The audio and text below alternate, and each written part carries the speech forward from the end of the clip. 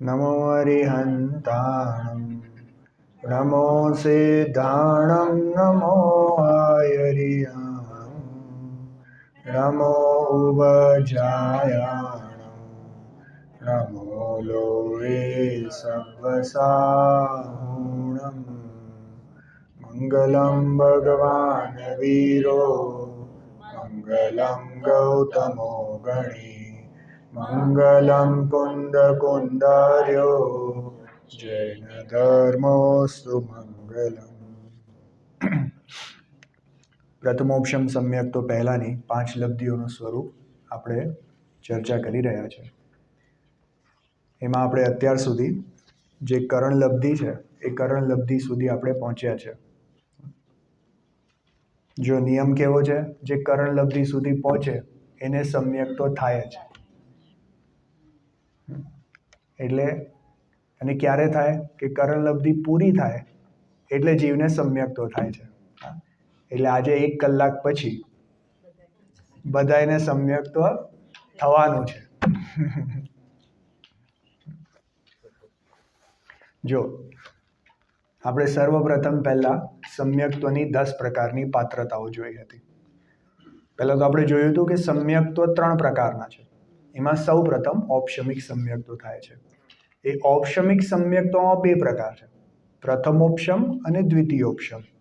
દ્વિતીયોપશમ તો ઉપર શ્રેણીમાં થાય છે. તો સર્વપ્રથમ કોઈ પણ જીવને પ્રથમોપશમ સમ્યક્ત્વ થાય છે. પ્રથમોપશમ સમ્યક્ત્વ થતા જીવ સુખી થાય છે, એટલે કે સુખના રસ્તા પર આગળ ચાલવાનું શરૂ કરે છે. એ પ્રથમોપશમ સમ્યક્ત્વ થવા માટે 10 પ્રકારની પાત્રતા હોય છે.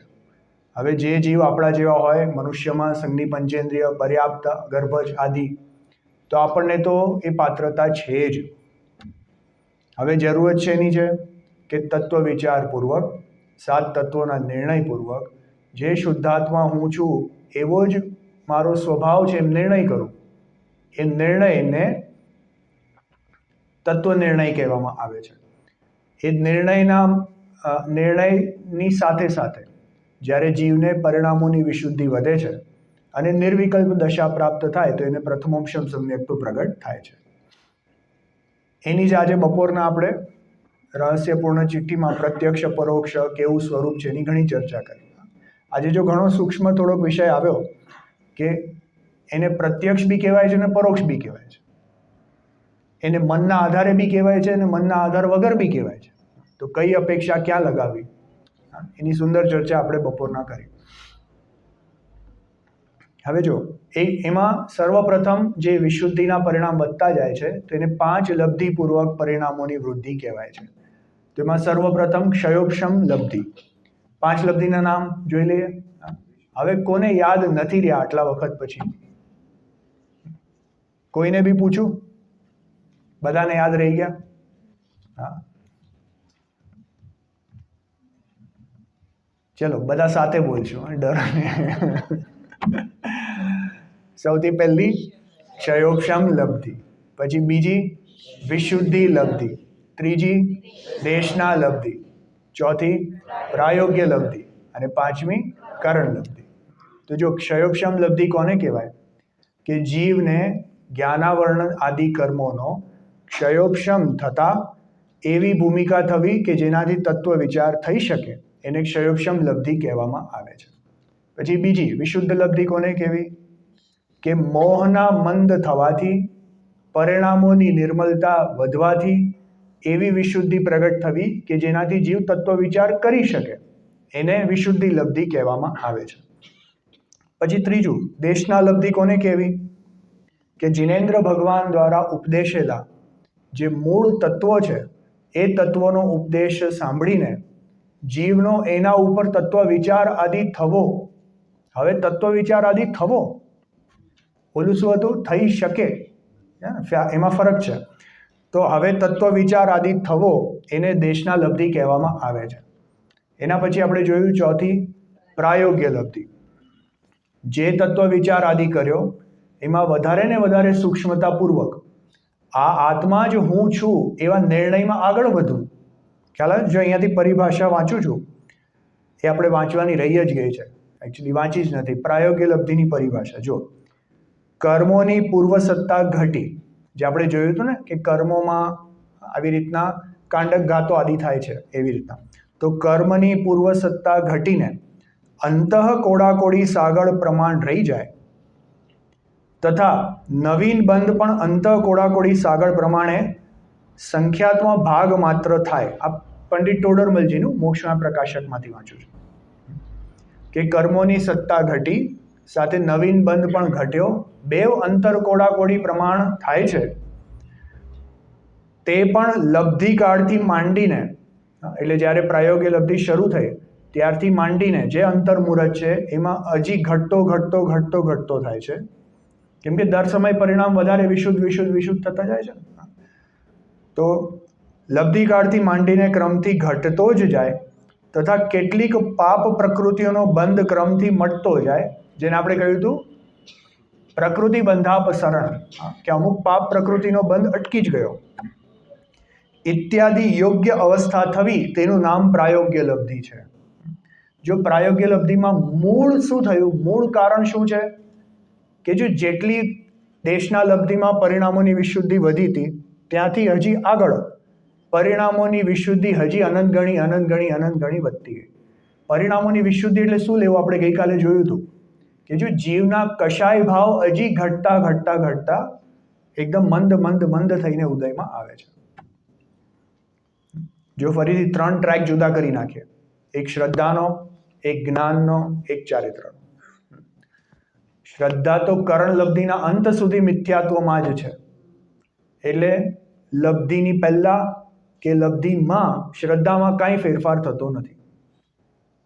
ભલે જીવ તત્વ વિચારમાં ઊંડો ઉતરે છે અને પોતે હજી વિચાર કરે છે કે હું આત્મા છું, પણ માન્યતા કેવી છે કે આ શરીર આદિ પ્રમાણ હું છું, એવી જ માન્યતા હજી ચાલુ છે. ક્યાં સુધી?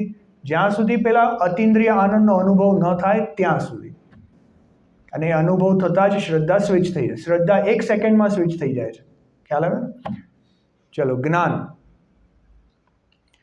જે 5 લબ્ધિ પૂર્વક પરિણામોની વિશુદ્ધતા થવાની શરૂ થઈ એની બી પહેલા આપણે જોયું હતું કે શાસ્ત્રોના માધ્યમથી જીવે બુદ્ધિપૂર્વક, તો જેવી રીતના આપણે કોઈ સ્ટડી કરીએ કે આ પ્રોપર્ટી લેવી છે તો પહેલાં આપણે સ્ટડી ત્યાંથી કરીએ ને કે ભાઈ કયા એરિયામાં લેવી છે, આપણું બજેટ કેટલું છે, આપણને રિક્વાયરમેન્ટ શેની છે, આપણે કેટલી જગ્યા જોઈએ છે, કયા પ્રકારની જોઈએ છે, એમાં કઈ કઈ ફેસિલિટીઝ હોવી જોઈએ, કયા ફીચર્સ હોવા જોઈએ.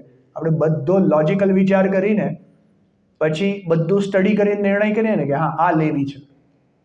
એવી જ રીતે શાસ્ત્રોના માધ્યમથી વ્યવસ્થિત વસ્તુ સ્વરૂપને અને એના સિદ્ધાંતોને જાણીને એમાં હું કોણ છું, પર કોણ છે, એમાં હુંમાં પણ કયા કયા લેવલ્સ છે અને પરમાં કયા કયા પદાર્થો છે, એ બધું વ્યવસ્થિત જાણીને સરવાળે એક નિર્ણય કર્યો કે આ શુદ્ધાત્મા છે ને તેવો જ મારો સ્વભાવ છે.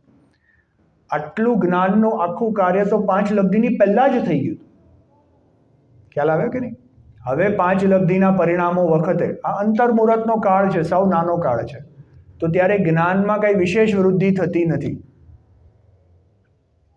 ખાલી વૃદ્ધિ શું થઈ કે જો જે વસ્તુ પહેલા આ બુદ્ધિપૂર્વક વિકલ્પાત્મક તત્વજ્ઞાનના માધ્યમથી નિર્ણય કર્યો હતો સવિકલ્પ દશામાં, સવિકલ્પ દશામાં એટલે જાણે પ્રોપર સિસ્ટમેટિક સ્ટડી કરીને પહેલા નિર્ણય કર્યો હતો, હવે એને જ પોતાના ભાવ ભાષણ ફિલિંગ સાથે કોરિલેટ કરતો જાય છે જીવ.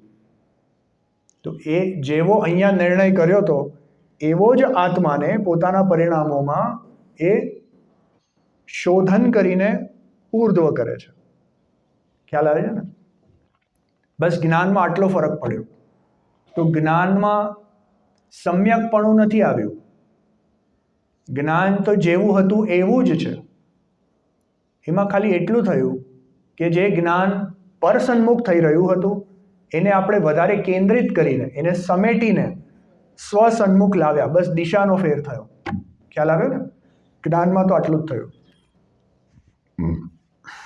અને ચારિત્ર, જો જે પરિણામ જીવના મંદ કશાય તીવ્ર કશાય રૂપ થઈ રહ્યા હતા લબ્ધિની પહેલા, એ 5 લબ્ધિ પૂર્વક જીવ એ પરિણામોમાં એન્ટર થતા હવે દર સમયે અનંતગણી વિશુદ્ધિ થતી જાય છે.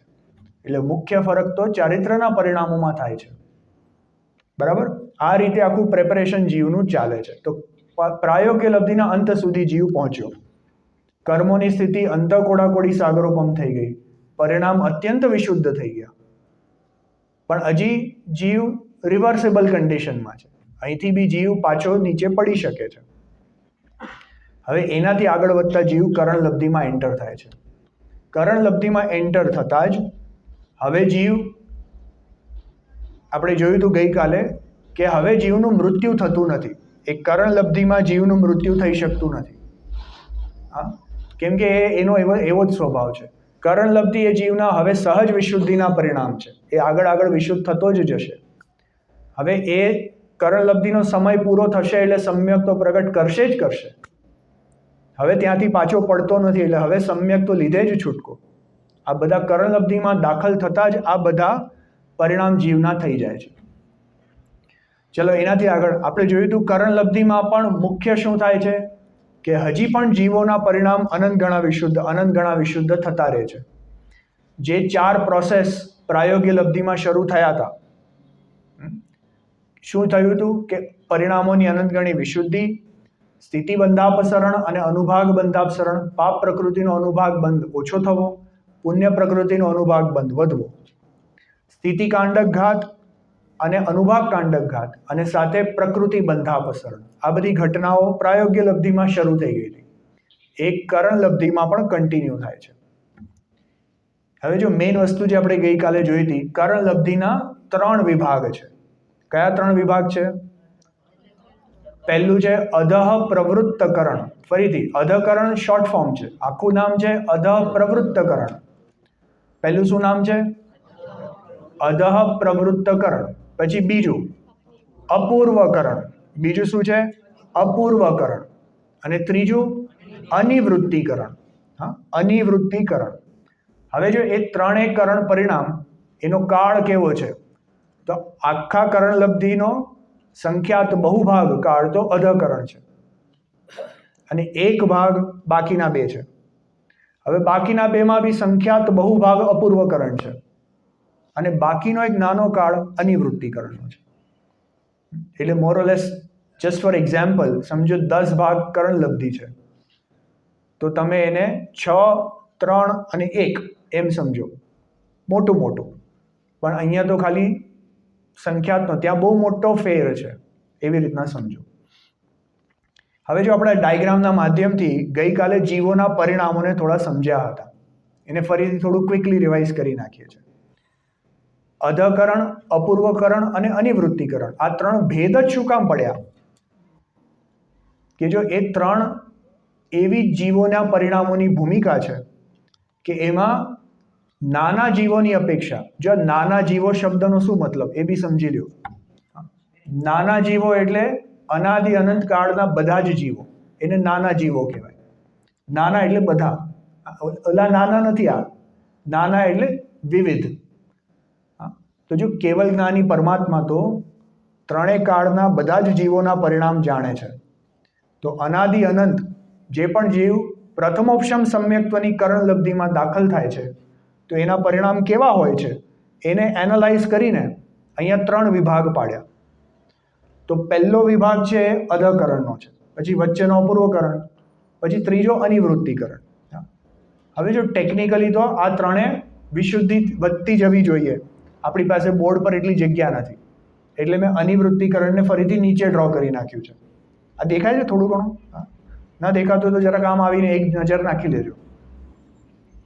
જો સર્વપ્રથમ જે છે તો ત્યાં અધઃકરણ છે. અધઃકરણમાં કોઈ બે જીવ, આટલા અનાદિ અનંત કાળમાં કોઈ બે જીવ, સમજો આદિનાથ ભગવાન અને મહાવીર ભગવાન, એ જ્યારે અધઃકરણમાં દાખલ થાય છે તો એમના પહેલા સમયના પરિણામ તો કોઈકના ઓછા વિશુદ્ધ હોય છે અને કોઈકના વધારે વિશુદ્ધ પણ હોઈ શકે છે. એટલે અનાદિ અનંત જીવો જોઈએ તો આખી પરિણામોની રેન્જ આવી જાય છે. બરાબર? હવે એ પરિણામોની રેન્જમાં પહેલા સમયથી બીજા સમય જતા બધાના જ પરિણામ વિશુદ્ધ થાય છે, કેમ કે અનંતગણી વિશુદ્ધિ એ તો કોમન ફેક્ટર છે ને. તો જેના પરિણામ વધારે વિશુદ્ધ છે એના હજી વધારે વિશુદ્ધ થાય છે, અને જેના ઓછા વિશુદ્ધ છે એના બી હજી વધારે વિશુદ્ધ થાય છે. એટલે જો એમ કમ્પેરિઝન કરીએ તો કોઈક જીવના પહેલા સમયના પરિણામ અને કોઈક જીવના આગલા સમયોના પરિણામ સમાન હોઈ શકે છે, કેમ કે somebody is playing catch up અને somebody has entered with more વિશુદ્ધિ, તો એના પરિણામ અને પાછળના જીવોના પરિણામ સમાન હોઈ શકે છે. આવી સિચ્યુએશનને અધઃકરણની સિચ્યુએશન કહેવાય છે. જો અધઃકરણની પરિભાષા હવે આમાંથી વાંચું છું. 5મો પોઈન્ટ. હવે જો થોડી પહેલા પરિભાષા. 5મી કરણ લબ્ધિ થતા સમ્યક તો અવશ્ય થાય જ છે એવો નિયમ છે, પણ તે તો જેને પૂર્વે કહેલી 4 લબ્ધિઓ થઈ હોય અને અંતર્મુહૂર્ત પછી જેને સમ્યક તો થવાનું હોય તે જ જીવને કરણ લબ્ધિ થાય છે. બરાબર? નેચરલી. હવે જો એ કરણ લબ્ધિ વાળા જીવને બુદ્ધિપૂર્વક તો એટલો જ ઉદ્યમ છે.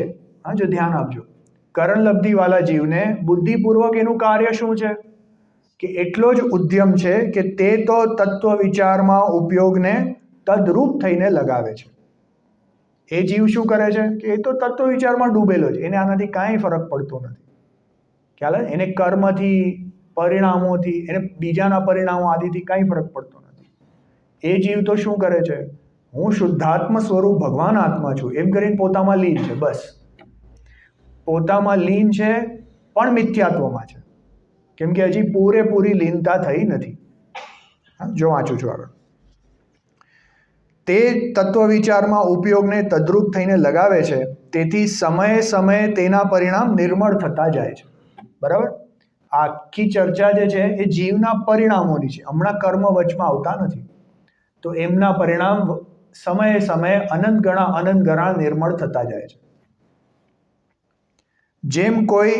જેમ કોઈને શિક્ષાનો વિચાર એવો નિર્મળ થવા લાગ્યો કે જેથી તેને શિક્ષાની પ્રતીતિ તુરત જ થઈ જશે, તેમ તત્વ ઉપદેશનો વિચાર એવો નિર્મળ થવા લાગ્યો કે જેને તુરત જ શ્રદ્ધાન થઈ જાય. વળી એ પરિણામોનું તારતમ્ય કેવલ જ્ઞાન વડે દેખ્યું છે તેનું કર્ણાન યોગમાં નિરૂપણ કર્યું છે. આને ઇગ્નોર કરો. આમાં આપણે સીધું નેક્સ્ટ લાઈનમાં જઈએ. જો એ કરણ લબ્ધિના 3 ભેદ છે, અધઃકરણ, અપૂર્વકરણ, અનિવૃત્તિકરણ. તેનું વિશેષ વ્યાખ્યાન લબ્ધિસારમાં કર્યું છે, ત્યાંથી જાણવું. અહીં સંક્ષેપમાં કહીએ છીએ. તો પહેલું અધઃકરણ. જો ત્રિકાળવર્તી સર્વ કરણ લબ્ધિ વાળા જીવને, ખ્યાલ આવે? ત્રિકાળવર્તી કોઈ પણ જીવ કરણ લબ્ધિમાં જો દાખલ થાય, કરણ લબ્ધિ વાળા જીવોના પરિણામોની અપેક્ષાએ તે 3 નામ છે.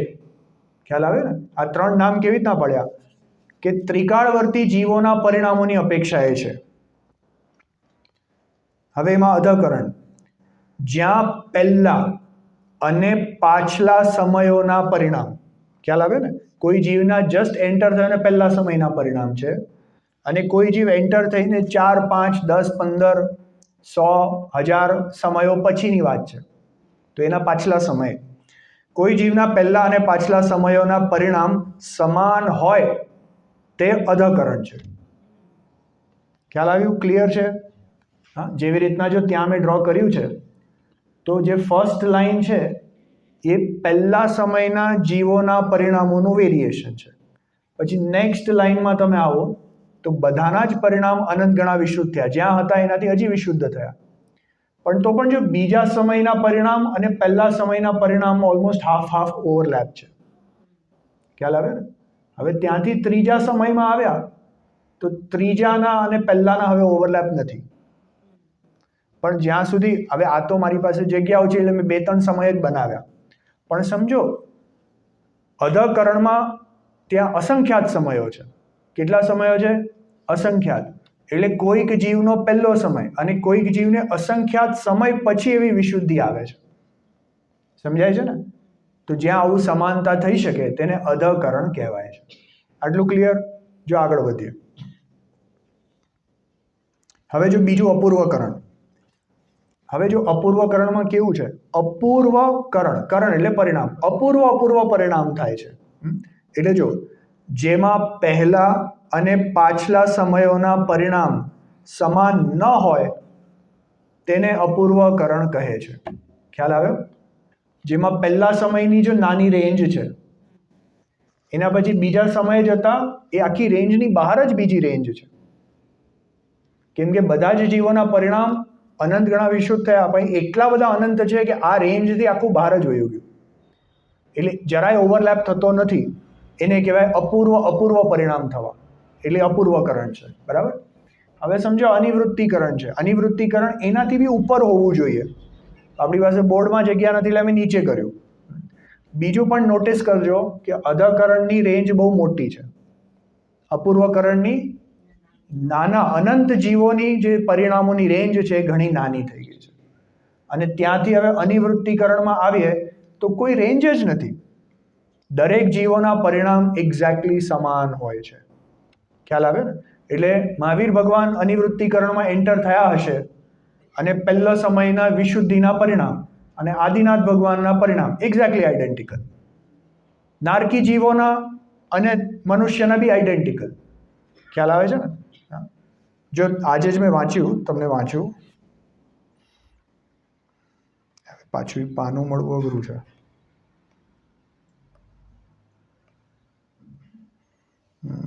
અનિવૃત્તિકરણમાં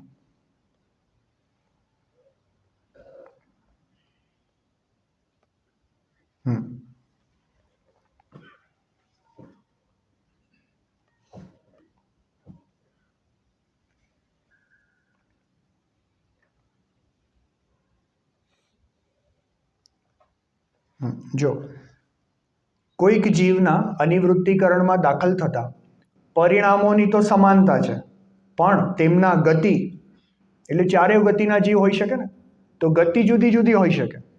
બીજું લેશિયા જુદી હોઈ શકે. કોઈકની કૃષ્ણ લેશિયા છે, કોઈકની પિત્ત, કોઈકની શુક્લ, અને તોય પરિણામોની વિશુદ્ધિ સમાન છે. હવે કેવી રીતના સમજવું? કેમ કે લેશિયા કોને કહેવાય? કશાયોથી અનુરંજિત જીવના યોગોના ભાવોને લેશિયા કહે છે. તો જો હવે જેવી રીતના 7મી નરક છે ત્યાં હંમેશા કૃષ્ણ લેશિયા જ છે, પણ એ કૃષ્ણ લેશિયામાં પણ જ્યાં તારતમ્યતામાં થોડી ઓછા કશાયો થાય છે તો ત્યાં એ જીવ લબ્ધિઓમાં દાખલ થાય છે. અને કોઈક જીવ તો ઉપર શુક્લ લેશિયામાં છે, સ્વર્ગોમાં, અને સ્વર્ગોમાં શુક્લ લેશિયામાં એને હજી ઓછા કશાયો થાય તો એ એની લબ્ધિમાં દાખલ થાય છે. ખ્યાલ આવે ને? પણ અહીંયા એ લેશિયા જુદી છે, એને યોગોના પરિણામમાં લેવું. અને અહીંયા જ્યાં કશાય ભાવોથી સમ્યક્ત્વમાં શું છે? અનંતાનુબંધીને જ કમ્પેર કરીએ છીએ ને આપણે. તો અનંતાનુબંધી સંબંધી જે પરિણામોની વિશુદ્ધિ છે એ બધાની સમાન છે. એવી રીતના લેવું જોઈએ. તો જો ગતિ, લેશિયા, શરીરનો આકાર, વર્ણ, જ્ઞાન, ઉદયરૂપ કશાય ઉદયરૂપ કશાયમાં પણ ફેરફાર હોઈ શકે, પણ પરિણામોની વિશુદ્ધિ સમાન છે. ખ્યાલ આવે ને? એટલે ઉદયરૂપ કયા કશાય લેવા? જે બાકીના 3 અપ્રત્યાખ્યાન, પ્રત્યાખ્યાન, સંચલન, એમાં ઉદય જુદો હોઈ શકે, પણ અનંતાનુબંધીના પરિણામોમાં વિશુદ્ધિ લબ્ધિ અનિવૃત્તિકરણમાં પરિણામોની સમાનતા છે. ખ્યાલ આવે ને? ચાલો પાછા જઈએ. તો જો આપણે પરિભાષા વાંચતા હતા, તો જો અનિવૃત્તિકરણ વળી જેમાં સમાન સમયવર્તી જીવોના પરિણામ સમાન જ હોય, એમાં કોઈ ફેરફાર ન હોય. નિવૃત્તિ એટલે પરસ્પર ભેદ, તો તેનાથી રહિત એટલે અનિવૃત્તિ. પરસ્પર ભેદથી રહિત એટલે ત્રિકાળવર્તી કોઈ પણ જીવ પ્રથમોપશમ સમ્યક્ત્વના અનિવૃત્તિકરણમાં દાખલ થાય ત્યારે એના પરિણામ સમાન જ હોય છે. અને અનિવૃત્તિકરણમાં સમાન છે તો એના પછી પ્રથમોપશમ સમ્યક્ત્વમાં એ પણ સમાન જ હોય ને. એટલે જો પ્રથમોપશમ સમ્યક્ત્વ વખતે દરેક જીવોના અનંતાનુબંધી કશાયનો કેટલો ઉદય હશે? અરે ટ્વિસ્ટ ક્વેશ્ચન છે. કેટલો ઉદય હશે? અરે છે જ નહીં ને, છે જ નહીં ને, કે ઉપશમ નથી. જો અહીંયા એ વાત જુદી છે. અહીંયા અનંતાનુબંધી કશાયનો ઉદય આવી જાય, હા, તો જીવ કાં તો બીજા ગુણસ્થાનમાં કાં મિથ્યાત્વમાં આવી જાય. એટલે ત્રિકાળવર્તી કોઈ પણ જીવ પ્રથમોપશમ સમ્યક્ત્વમાં દાખલ થાય છે તો એને એક કશાય રૂપ પરિણામ છે જ નહીં, ઝીરો થઈ ગયા. કયા? અનંતાનુબંધી રિલેટેડ. બાકી આ પ્રત્યાખ્યાન સંજોલનના કશાયના ભાવ છે. આટલું ખ્યાલમાં આવ્યો? આ 3 કરણના પરિણામોની ચર્ચા, આટલું તો આપણે રિવિઝન કર્યું ગઈકાલે. ચલો આગળ વધીએ. હવે જો આપણે જોયું હતું કે પ્રાયોગ્ય લબ્ધિમાં 3-4 પ્રોસેસ થઈ ગયા. કયા? પરિણામોની અનંતગણી વિશુદ્ધિ, નવા કર્મ જે બંધાય છે એની સ્થિતિ ઘટતી બંધાય છે. નવા કર્મ પાપવાળા જે નવા કર્મ બંધાય છે એનો અનુભાગ બી ઘટતો બંધાય છે. પુણ્યરૂપ જે બંધાય છે એનો અનુભાગ વધતો બંધાય છે. પછી આપણે જોયું કે જે આખા કર્મનો જથ્થો અંદર પડ્યો છે એમાં ટોટલ સ્થિતિ છે તો એમાંથી કાંડકો ઘાત થતા જાય છે. એને થોડુંક વિશેષ આપણે હમણાં જોશું. અને અનુભાગ બી પૂરા જથ્થાનો અનુભાગ ઘટતો જાય છે, એને અનુભાગ કાંડક ઘાત કહેવાય છે. આ 4 પ્રોસેસ કરણ લબ્ધિમાં પણ ચાલુ રહે છે. એના સિવાય કરણ લબ્ધિમાં અમુક પ્રોસેસ વિશેષ ચાલુ થાય છે. હવે એની ચર્ચા આપણે કરવી છે, તો હું જરાક બોર્ડ ઉપર આવું છું.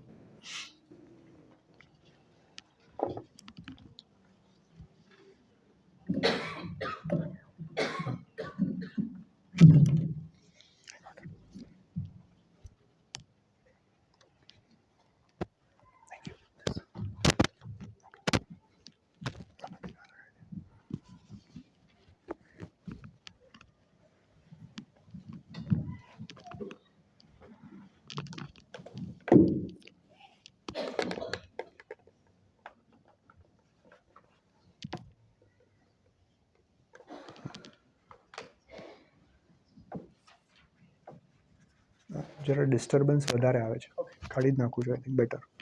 It's fine. ઓકે, જો આપણે 4 પ્રોસેસ જોવાના છે. પહેલું છે ગુણ શ્રેણી, બીજું છે ગુણ સંક્રમણ, અને ત્રીજું ને ચોથું એ તો આપણે જોયેલા છે ઓલરેડી, સ્થિતિ કાંડક ઘાત અને અનુભાગ કાંડક ઘાત.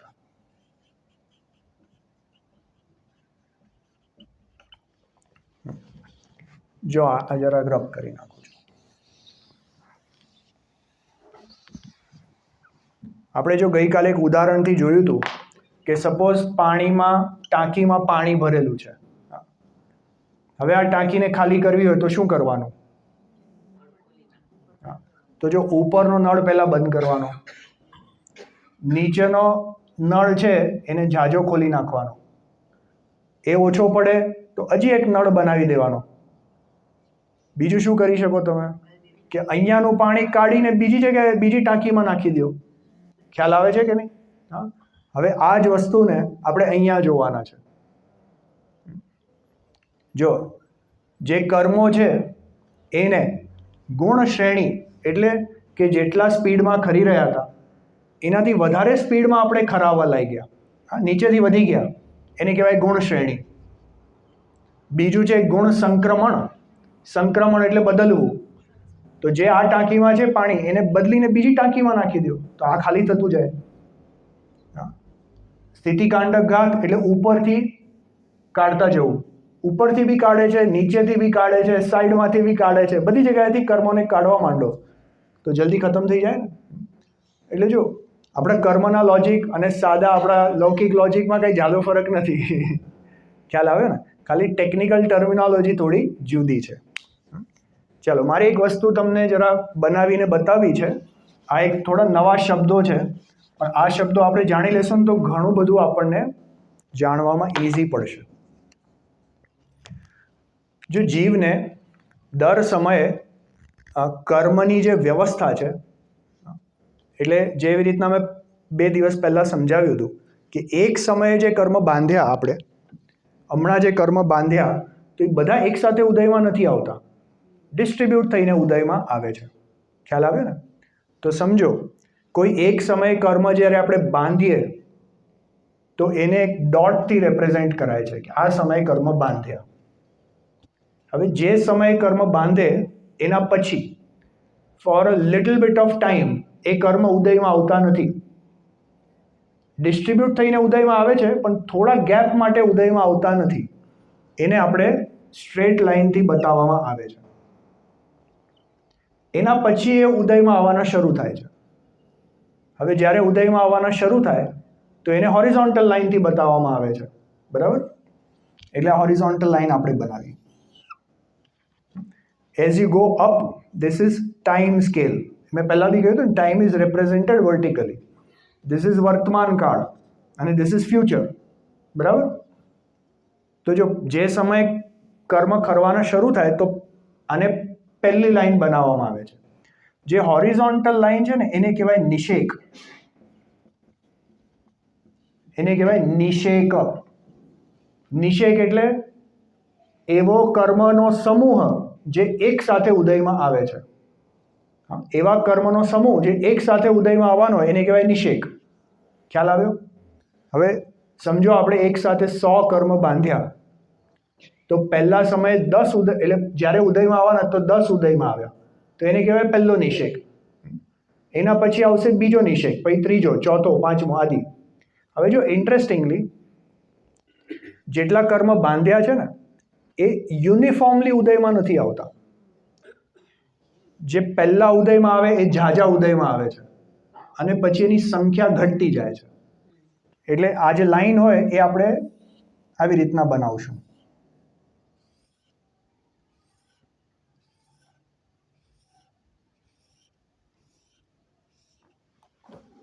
આ સમજાય છે? આ લાઈનની જે વિડ્થ છે દેટ શોઝ નંબર ઓફ પરમાણુ જે ઉદયમાં આવવાના છે.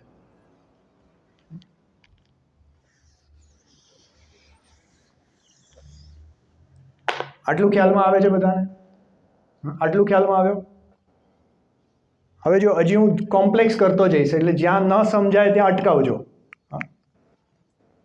હવે જો આને હું વચમાં ઇરેઝ કરી નાખું છું. હવે સમજો કે આપણે કોઈ આ સમયે કર્મ બાંધ્યા હતા અને એની પણ આખી નિષેક રચના થઈ. થોડું આડું ઓડું ડ્રોઈંગ સમજી લેજો. આ અહીંયા બાંધ્યા હતા, અહીંયા પૂરા થઈ ગયા. એના પછી આ અહીંયા બાંધ્યા તો એ ઓછા સમયમાં પૂરા થઈ ગયા. આ લાંબો સમય ચાલ્યા, કેમ કે દર સમયે બાંધેલા કર્મોની સ્થિતિ જુદી જુદી હોઈ શકે ને. તો આ લાંબુ ચાલ્યું, આ ઓછા ચાલ્યા. હવે સમજો અહીંયા બાંધ્યા અને એની નિષેક રચના કરી. હવે એની બહુ મોટી નિષેક રચના થઈ, સમજો.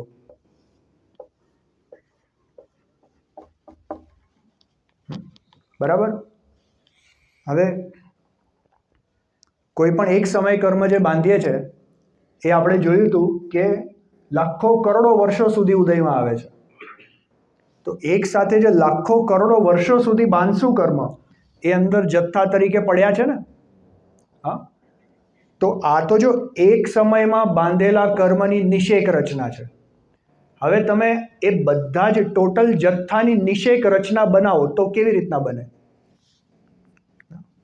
કેવી રીતના બને કે સમજો મેં આ સમયના ટાઈમ ફ્રેમ લીધો. હા, સપોઝ મેં આ સમયનું ટાઈમ ફ્રેમ લીધું તો આ સમયના ટાઈમ ફ્રેમમાં આ બી ઉદયમાં આવશે, અહીંયાથી આ પણ ઉદયમાં આવશે, વચમાંના બી કોઈ ઉદયમાં આવશે, પછીના બી કોઈ ઉદયમાં આવશે, એમ કરીને ક્યુમ્યુલેટિવલી બધા એક સાથે ઉદયમાં આવે છે. તો એ બધા એક સાથે ઉદયમાં આવે એને પણ તો એક નિષેક કહેવાશે ને. હા, that is a cumulative if. જો આને કહેવાય બંધનો નિષેક. કોઈ પણ એકને કહેવાય બંધનો નિષેક, કેમ કે એક સમયમાં બંધાયેલા કર્મનો નિષેક છે.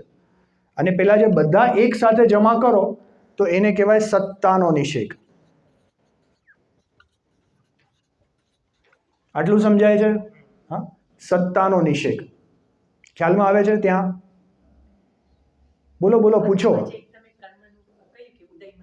હા, અત્યારના કોઈક અઝ્યુમ કરો કે આપણે કોઈ એક ટાઈપ લીધી, જ્ઞાનાવરણ કર્મ લીધા, કોઈ બી એક ટાઈપ લઈ લો.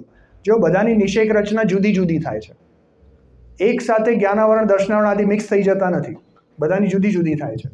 તો આપણે અહીંયા કોઈ બી એક લઈ લ્યો ને હમણાં સમજવા માટે. આટલું સમજાયું? હવે જો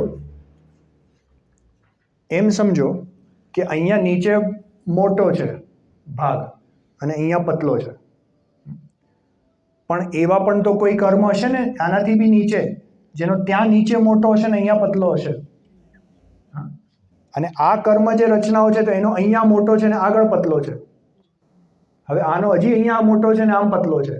એટલે ઓવર લાખો કરોડો વર્ષો આપણે એને સમઅપ કરીને એને ટોટલ કાઢીએ તો જે ક્યુમ્યુલેટિવ સત્તાના નિષેકો બને છે એની વ્યવસ્થા કેવી હશે? ખ્યાલ આવે છે? જો એની વ્યવસ્થા આવી હશે,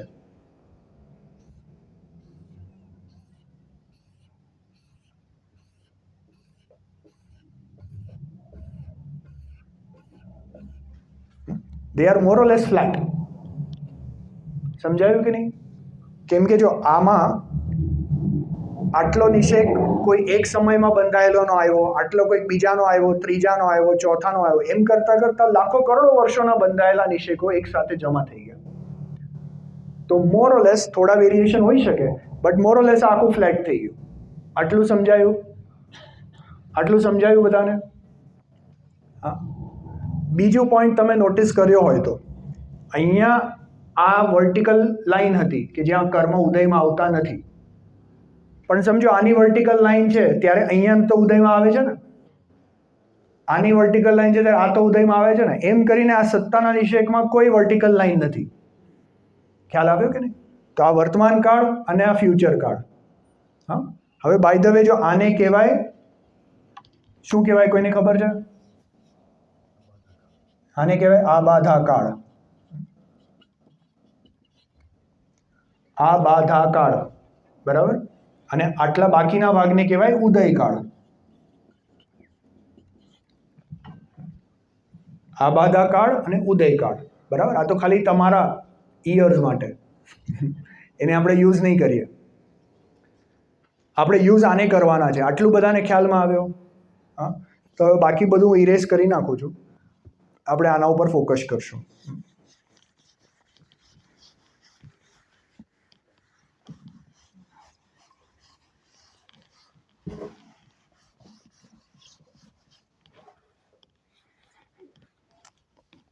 હવે જો આને સમજીએ, દર સમયે આટલા કર્મ ઉદયમાં આવીને ખરી જાય છે, બરાબર. અને ઓલમોસ્ટ દર સમયે એટલા જ કર્મ આવીને બંધાઈ જાય છે. તો ઉપર ઉપર નિષેકો રચાતા જાય છે, નીચે નીચેથી ખરતા જાય છે, બરાબર. આ તો થયો સામાન્ય કર્મનો ઉદય. આ તો થયો સામાન્ય કર્મનો ઉદય. હવે એક કહેવાય ગુણ શ્રેણી નિર્જા, જેને આપણે જોયું ને કે નીચેથી કર્મને વધારે ખરાવી દેવા. તો એમાં શું થાય છે ગુણ શ્રેણીમાં? કે ઉપરના એટલે બહુ ફ્યુચરના જે નિષેકો છે એમાંથી અમુક પરમાણુ, આટલા સમજો આટલા પરમાણુ કટ થઈ ગયા, અને એ કટ થઈને જે નીચેનો છેલ્લો એક આવલી માત્ર કાલ છે, છેલ્લો એક કાલ છે અંતર્મુહૂર્ત સમજો. આવલી એટલે અંતર્મુહૂર્તનો બી ઘણો નાનો ભાગ, અંતર્મુહૂર્તનો નાનામાં નાનો ભાગ એને કહેવાય આવલી. તો આ બધા પરમાણુ અહીંયા આવીને ડિસ્ટ્રીબ્યુટ થઈ જાય છે. આ એક સમયમાં આમ થાય છે, પછીના સમયમાં સમજો બીજા આવીને આમ થઈ જાય, ત્રીજા આવીને આમ થઈ જાય છે. ખ્યાલ આવે ને? એટલે ખાલી એકમાંથી નહીં, આ બધામાંથી આમ આવીને થતા જાય છે. એમ કરીને અહીંયા બધેથી કટ ઓફ થઈને અહીંયા એડ થતા જાય છે. તો શેપ કેવો બની જશે? જો શેપ આવો બની જશે, ધીરે ધીરે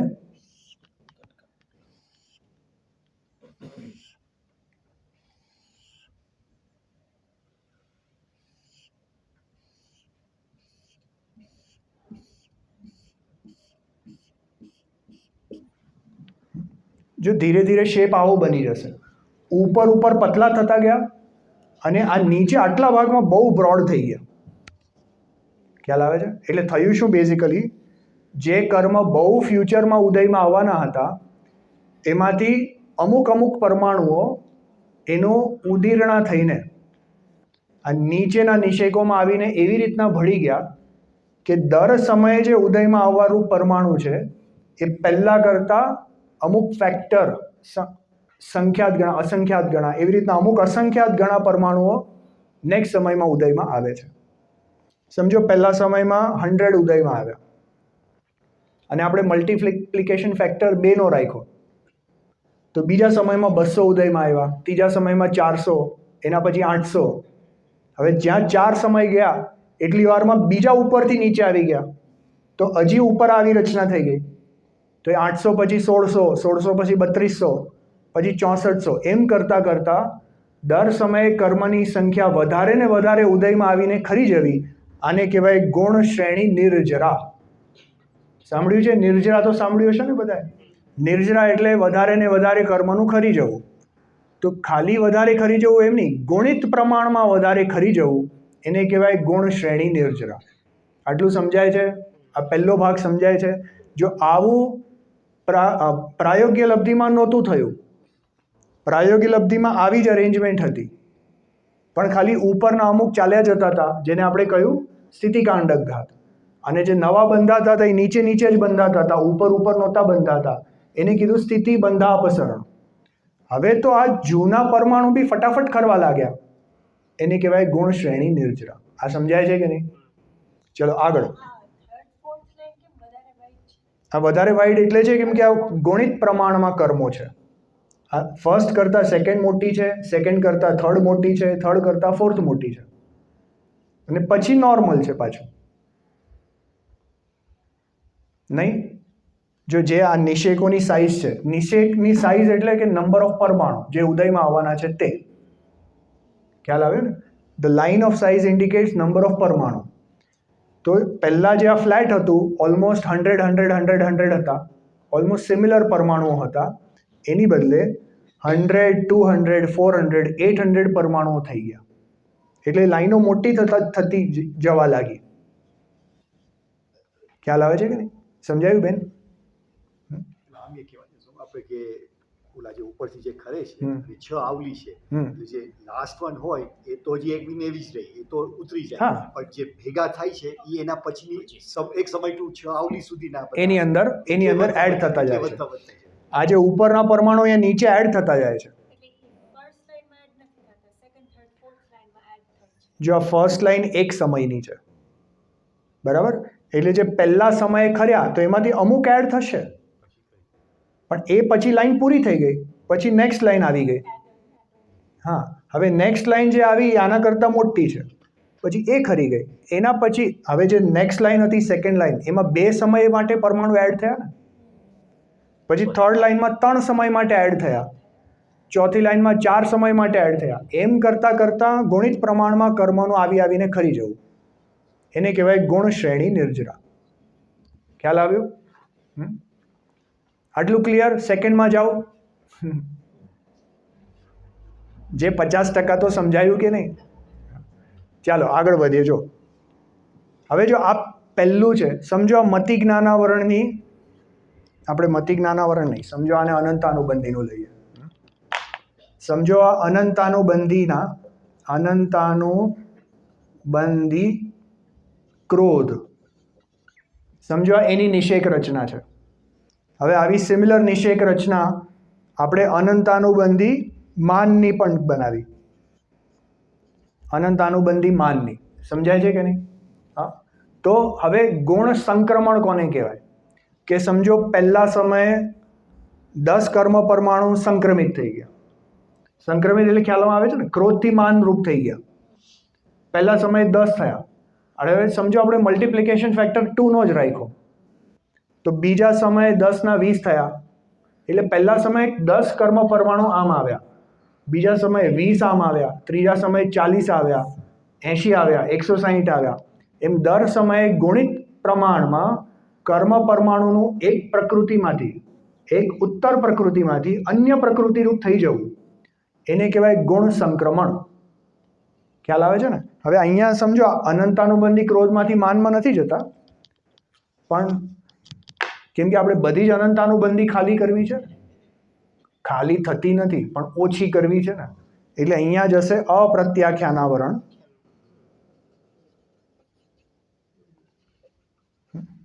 અપ્રત્યાખ્યાનાવરણ ક્રોધ કે અપ્રત્યાખ્યાનાવરણ માન માયા લોભ, પ્રત્યાખ્યાનાવરણ ક્રોધ, સંજ્વલન ક્રોધ બધામાં જ જશે. આમાંથી ત્રણમાં જશે. ખ્યાલ આવે ને? તો એ પણ ગુણિત પ્રમાણમાં જવું એને કહેવાય ગુણ સંક્રમણ. આ તો ઈઝી છે ને. અરે સમજો તમારી પાસે પૈસા બહુ થઈ ગયા છે, હવે તમારા ખિસ્સામાંથી મેં લીધા, તો કેટલા લીધા? કે સમજો પહેલા સમયે મેં 1 રૂપિયો લીધો, તમારા ખિસ્સામાંથી મારા ખિસ્સામાં નાખ્યો. બીજા સમયે મેં 2 રૂપિયા લઈ લીધા, ત્રીજા સમયે 4 લીધા, 8 લીધા, 16 લીધા, તો વધારે ને વધારે લઉં છું કે નહીં? એવી રીતના વધારે ને વધારે કર્મ એકમાંથી બીજામાં જવા એને કહેવાય સંક્રમણ, ગુણ સંક્રમણ.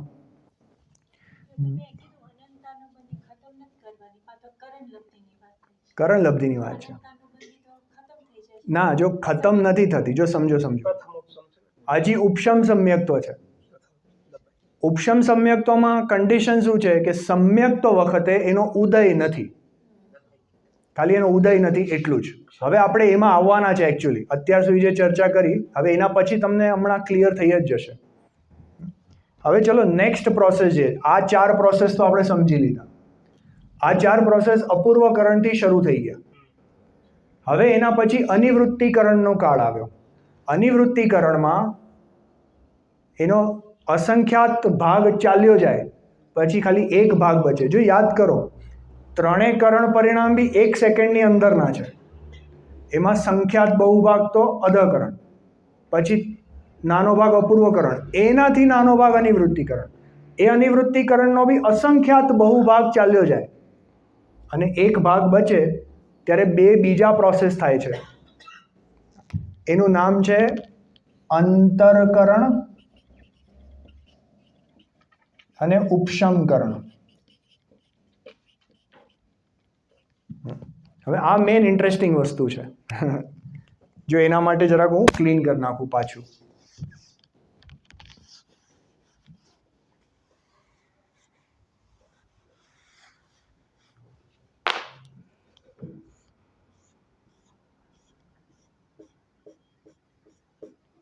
ત્યાંથી દેખાય છે? જો સમજો, અત્યાર સુધી જે બધા પ્રોસેસ થતા હતા ને, આ બધા એ અનંતાનુબંધી એટલે કશાયોમાં થતા હતા. હવે આ આપણે મિથ્યાત્વની ડ્રો કરી છે.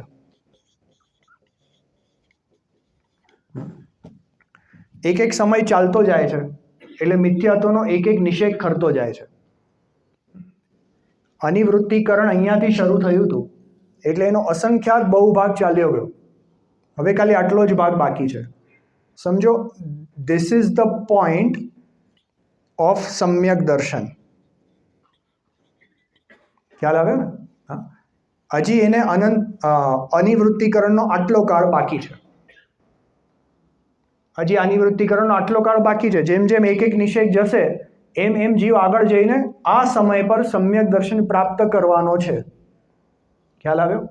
હવે જ્યારે એનો નાનો કાળ બાકી હોય ત્યારે શું થાય છે કે કર્મોમાં જે આ સમ્યક્ત્વનો કાળ છે ને, એ સમ્યક્ત્વના કાળના નિષેકો મિથ્યાત્વના, એમાંથી અમુક પરમાણુનું ઉત્કર્ષણ થઈને ઉપર ચાલ્યા જશે, અમુક પરમાણુનું અપકર્ષણ થઈને નીચે આવી જશે. ખ્યાલ આવે છે કે નહીં? જો આ 1 2 3 4 સમય બાકી છે, 5 બાકી છે. સમજો 5 સમય બાકી છે અને છઠ્ઠો સમય જે છે એ સમ્યક દર્શનનો છે. તો 5 સમયમાં પહેલા સમયમાં સમજો આટલા પરમાણુ ઉપર ચાલ્યા ગયા, આટલા નીચે આવી ગયા. પછી બીજા સમયમાં આટલા ઉપર ચાલ્યા ગયા, આટલા નીચે આવી ગયા. ખ્યાલ આવે છે ને? એમ કરતાં કરતાં 5 નહીં, સમજો 3 સમયમાં જ આખું ખાલી જ થઈ ગયું. 3 જ સમયમાં બધા પરમાણુને કાં તો ઉપર એટલે ફ્યુચરમાં મોકલી દીધા, કાં એને જલ્દી લાવી દીધા. એટલે સમ્યક્ત્વનો જે ડેઝિગ્નેટેડ ટાઈમ છે ત્યારે હવે ત્યાં મિથ્યાત્વના નિષેકો જ નથી, બધા ખાલી કરી નાખ્યા. આને કહેવાય અંતરકરણ, અંતર ક્રિએટ કરવું. ખ્યાલ આવ્યો કે નહીં? હવે સમજો એક એક સમય જતા જતા જતા જ્યારે એ ટાઈમ આવ્યો તો એ ટાઈમે કોઈ મિથ્યાત્વના કર્મ જ નથી ઉદયમાં આવવા માટે, અને મિથ્યાત્વનો ઉદય નથી એટલે જીવને સમ્યક્ત્વ પ્રાપ્ત થાય છે. આ સમજાય છે કે નહીં? મેં જો ગઈકાલે કહ્યું હતું કે આખી 5 લબ્ધિઓ જે થઈ એ તો બધું ચારિત્રના પરિણામોમાં વિશુદ્ધિ થઈ, ત્યાં સુધી મિથ્યાત્વમાં કાંઈ થયું નહોતું. અનિવૃત્તિકરણમાં આવીને આ સમયે મિથ્યાત્વમાં અંતરકરણ પહેલી વાર થયું, એટલે કંઈક તો હલ્યું. મિથ્યાત્વના પરિણામ એટલે એમાં કર્મોમાં કંઈક હલનચલન થઈને અહીંયા ગેપ ક્રિએટ થયો, એ થયું અંતરકરણ. મેં 3 જ સમય કીધા ને. બીજા 2 સમયમાં શું થયું? બીજા 2 સમયમાં ઉપશમકરણ થયું. ઉપશમકરણ એટલે શું? હવે કે જો અહીંયા ગેપ તો બહુ મહેનતથી ક્રિએટ કર્યો, હા, પણ સમજો આ ઉપરવાળા નોટોરિયસ હોય અને નીચે આવી જાય તો, હા, એ સમજો અપકર્ષણ થઈને અહીંયા નીચે આવી ગયા તો વળી પાછું જે સમ્યક્ત્વ મલિન થઈ જાય ને, કેમ કે મિથ્યાત્વનો ઉદય આવી ગયો. માટે એ 2 સમયમાં એને ત્યાં ને ત્યાં જ ફ્રીઝ કરી નાખ્યા, એને કહેવાય ઉપશમિત કરી નાખ્યા.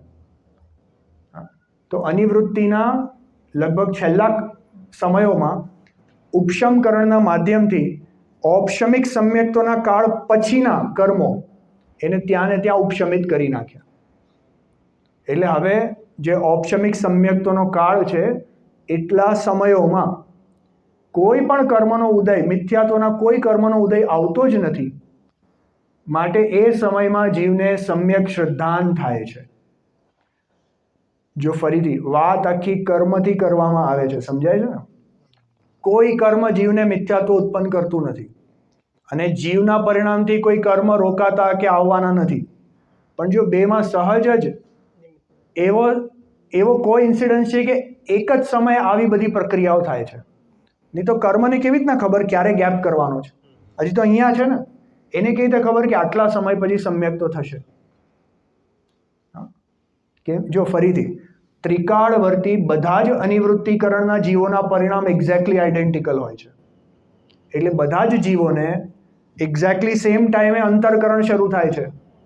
બધા જ જીવોને એક્ઝેક્ટલી સેમ ટાઈમ લાગે છે ગેપ ક્રિએટ કરતા. બધા જ જીવોને એક્ઝેક્ટલી સેમ ટાઈમ લાગે છે ઉપશમિત કરતા. ખ્યાલ આવ્યો ને? અને જેટલા જીવો સમ્યક્ત્વમાં એન્ટર થાય છે તો મોર ઓર લેસ આ સમ્યક્ત્વનો કાળ પણ લગભગ ફિક્સ છે. પણ કોઈક જીવને અનંતાનુબંધીનો પહેલા ઉદય આવી જાય તો એ બીજામાં વયો જાય છે. આદિ છે ને, જો વેરિએશન જે છે તે. ખ્યાલ આવ્યો? હવે જો આ ગેપ કરીને આ કર્મને ઉપશમિત કર્યા એને કહેવાય પ્રશસ્ત ઉપશમ. શું કહેવાય એને? પ્રશસ્ત ઉપશમ. પ્રશસ્ત ઉપશમ. હવે જો જે સમયે સમ્યક્ત્વ થયું એ સમયે મિથ્યાત્વને પણ ઉદયમાં નથી આવવાનું અને અનંતાનુબંધીને બી ઉદયમાં નથી આવવાનું ને. હા, તો આપણે અનંતાનુબંધીની વાત ન કરીએ, કેમ કે અનંતાનુબંધીમાં આવો ગેપ ક્રિએટ થતો નથી. સમજાય છે ને? અનંતાનુબંધીમાં શું થાય છે કે સમજો નિષેકો બધા એમને એમ જ છે. ઓલું જે પહેલા રચના કરી હતી ને એમ સમજી લેજો, એક એક નિષેક કરતો જાય છે. જ્યારે અહીંયા સમ્યક તો થયું, અહીંયા સુધી તો બેવના ઉદય હતા. જ્યારે જીવ અહીંયા આવ્યો, અહીંયા સમ્યક તો થયું, તો આ આખા નિષેકનું શું થાય? એને તો ઉદયમાં આવવાનું નથી. અહીંયા સુધી ઉદયમાં આવી ગયા ત્યાં સુધી આ એમ ને એમ મોજૂદ છે.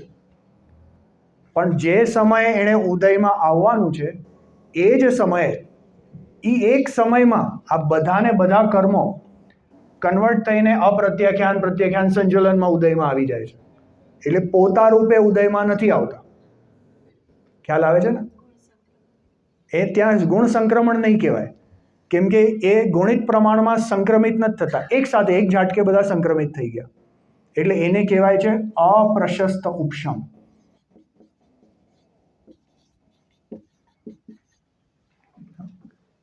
કોઈ તમે પૂછતા હતા ને કે અનંતાનુબંધીમાં શું થાય છે? તો જો ત્યાં ગેપ નથી થતો, ત્યાં દર સમયે આવી રીતના કન્વર્ટ થાય છે. બોલો કેવું ઇન્ટરેસ્ટિંગ છે. અહીંયા સુધી તો એનો ઉદય આવ્યો પોતાની રીતે. હવે નેક્સ્ટ સમયે આ બધા ઓલી બાજુ વયા ગયા, કન્વર્ટ થઈને બીજામાં વયા ગયા. હજી આ ઉપરના બધા એમ ને એમ છે. પછી એના પછીના સમયમાં આ બધા વયા ગયા ઓલી બાજુ. વયા ગયા એટલે ઉપર નહીં, સંક્રમિત થઈને કોઈ અન્ય પ્રકૃતિ રૂપ ઉદયમાં આવી ગયા. અપ્રત્યાખ્યાન, પ્રત્યાખ્યાન અને સંજલન ત્રણેયમાં ડિસ્ટ્રીબ્યુટ થઈને એ સમયમાં ઉદયમાં આવીને વયા ગયા. એમ નહીં કહેવાય. કેમ કે જો ગુણ સંક્રમણ ક્યારે કહેવાય કે દરેક સમયે આના નિષેકોના થોડા થોડા પોર્શન કોઈ અન્ય પ્રકૃતિમાં સંક્રમિત થાય, થોડાક, અને એ બી ગુણિત પ્રમાણમાં થાય તો જ એને ગુણ સંક્રમણ કહેવાય. જ્યારે અહીંયા તો આખો ને આખો નિષેક જ વયો જાય છે. ખ્યાલ આવ્યું કે નહીં?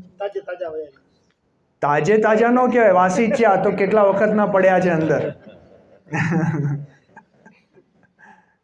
પણ એમ સમજો,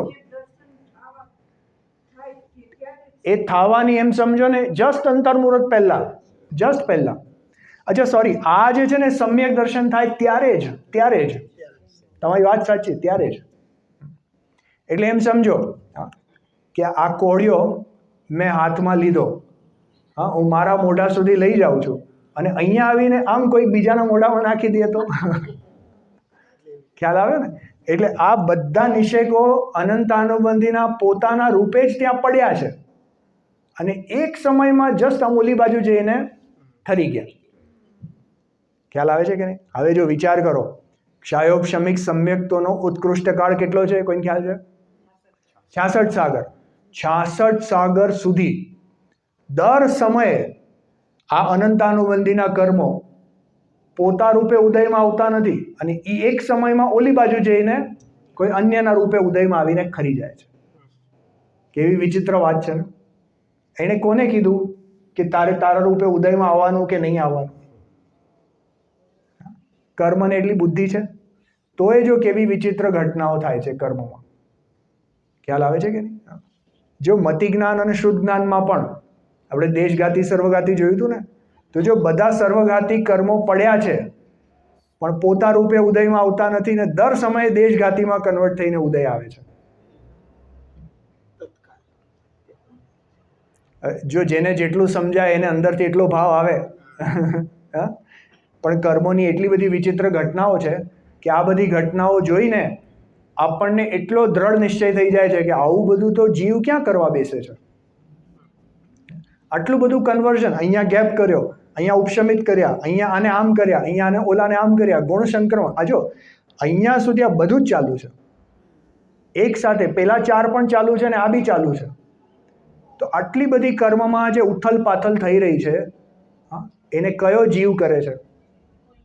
કયો જીવ શું, કયું દ્રવ્ય કરે? કોઈ કરતું નથી, એની જાતે જ બધું ચાલી રહ્યું છે.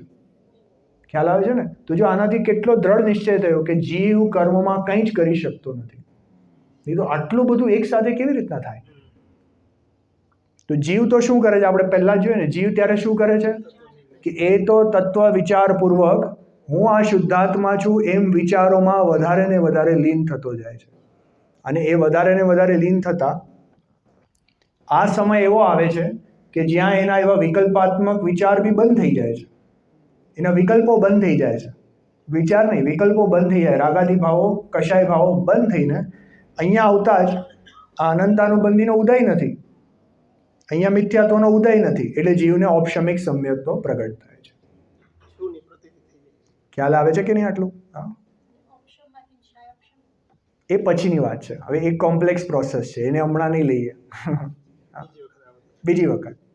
ઇન શોર્ટ સમજી લો કે જ્યારે આ ટાઈમ પૂરો થયો તો ઉપરથી હવે મિથ્યાત્વ ખરવાનું શરૂ થયું. અહીંયા ઉપર 3 ટુકડા થાય છે. હવે એ પ્રોસેસ હમણાં નથી લેવો. આ સમયમાં ઉપર મિથ્યાત્વના 3 ટુકડા થઈ જાય છે. મિથ્યાત્વ, સમ્યક પ્રકૃતિ. આ એક નિષેક રચનામાંથી 3 રચનાઓ બની જાય છે.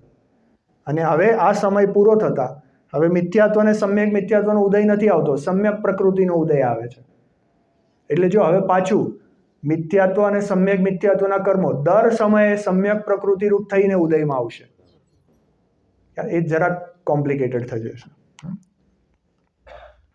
આમાંથી 25% સમજાય છે.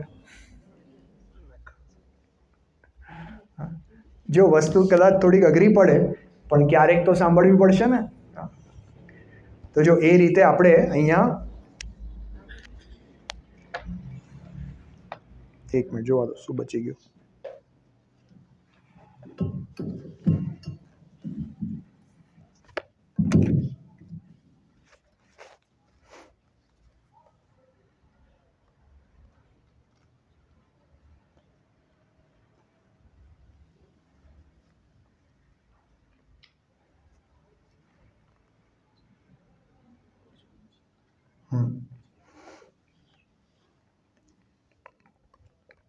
જો અહીંયા તમને ખાલી એક ગ્લિમ્સ આપું, કદાચ તમને દેખાઈ જાય ત્યાંથી. આવું ટેબલ દેખાય છે? દેખાય છે? હા, આ ગણિતનું એક ટેબલ છે. આવા ઘણા બધા ટેબલ્સ આની અંદર છે. અને આમાં છે ને આ જીવના પરિણામોની જે દ્રવ્યનું ખરવું આદિ થાય છે ને, કર્મનું ખરવું અને જીવના પરિણામોનું કેવી રીતના બદલવું, એને ગણિતના માધ્યમથી બતાવ્યું છે. તમે રશ્મિભાઈ પૂછતા હતા ને કે કેવી રીતના જીવના પરિણામોને માપવા, તો હજુ એક એક નંબરની સાથે કે જીવના પરિણામો કેટલા ડિગ્રીના છે, ત્યાં કર્મ કેટલા ડિગ્રીના છે, એક એક ગણિત. એમાં જે આપણે ખાલી સાધારણ ચર્ચા કરીને કે ગુણિત પ્રમાણમાં સંક્રમણ થયું, તો ગુણિત પ્રમાણમાં એટલે કેટલું કે પલ્યનો અસંખ્યાતમો ભાગ આટલા પ્રમાણમાં એ સંક્રમિત થાય છે. આદિ ઘણા બધા એક્ઝેક્ટ ડાયમેન્શન સાથે. કેમ કે જો અનિવૃત્તિકરણના જો પરિણામ જીવના અનંત જીવોના પરિણામ એક્ઝેક્ટલી ફિક્સ છે, તો કર્મના પરિણામ પણ એક્ઝેક્ટલી ફિક્સ હશે કે નહીં? ખ્યાલ આવે છે ને? તો જો બધી જ વસ્તુનો આપણા જીનાગોમામાં તો પ્રોપર ગણિત સાથે બધું જ વર્ણન છે. હવે આપણે આ શિબિર કેટલા દિવસની? 7 દિવસની, એમાં 5 લબ્ધિ કવર કરવાની છે. તો જો આપણે જેટલી યોગ્યતાથી, જેટલી મારી શક્તિ અને જેટલી તમારી શક્તિ, એ રીતે આપણે બહુ સાધારણ ઉપરથી જ આપણે આ વિષય કવર કરીને સમ્યક્ત્વ સુધી પહોંચી જ ગયા. હવે અંતર્મગ્ન થઈ જાઓ અને પોતાના આત્માનો આનંદ અનુભવ. ખ્યાલ આવે છે? જો હું દર્શિતભાઈને હમણાં જ કહેતો હતો થોડી વાર પહેલાં, આપણે 5 લબ્ધિને ખાલી ઉપર સરફેસ જ સ્ક્રેચ કર્યો છે. આની હજી વિશેષતાથી તમારે વાંચવું હોય, સાંભળવું હોય, તો જો મેં તમને કહ્યું સંજીવજી ગોધાના તો લેક્ચર છે, આ એમના ઉપરના છે. એમના એક જગ્યાએ 6 છે, એક જગ્યાએ આઈ થિંક 5 કેવી રીતના છે. તમને વધારે વિશેષ ડિટેલમાં બી સાંભળવું હોય તો ઉજ્જવલાબેનની પંચલબ્ધિની બુક છે, અને એમના પણ એની ઉપર શિબિરના 30 કલાકના લેક્ચર છે. તો એ 30 કલાકથી 6 કરતાં તો 30 મોટું, તો એમાં થોડુંક વધારે વિશેષ ડિટેલથી તમને સમજાવશે. અને એનાથી તમારે વિસ્તૃત સાંભળવું હોય તો ઉજ્જવલાબેનના લબ્ધિસાર આખા ગ્રંથના બી રેકોર્ડેડ લેક્ચર છે, અને એ લગભગ તમને આખું વર્ષથી એ વધારે ચાલશે. એટલે 5 લબ્ધિ વિષય 1 વર્ષથી બી વધારે ચાલી શકે એમ છે. ખ્યાલ આવે? જેટલી આપણી શક્તિ એ પ્રમાણે આપણે એને. જો જીવનું કાર્ય શું છે, ફરીથી જીવનું કાર્ય શું છે કે પોતાના ઉપયોગને બધેથી સમેટીને હું આત્મા છું એવા તત્વ વિચારમાં લગાવે. હવે આખો દિવસ તો એવા તત્વ વિચાર રહેશે નહીં, તો બાકીના ટાઈમમાં શું કરશો? જો આવા સ્વાધ્યાયમાં નહીં લગાવો તો પાપ ભાવમાં ચાલ્યા જશે ઉપયોગ. એટલે બને એટલો સ્વાધ્યાય કરીને આવા વિષયોને ભણીને સમજીને પોતાના જ્ઞાનની નિર્મલતા કરવી, બસ એ માત્ર આપણું કર્તવ્ય છે. જીનવાણી સ્તુતિ લઈએ. निज निज निज में बताई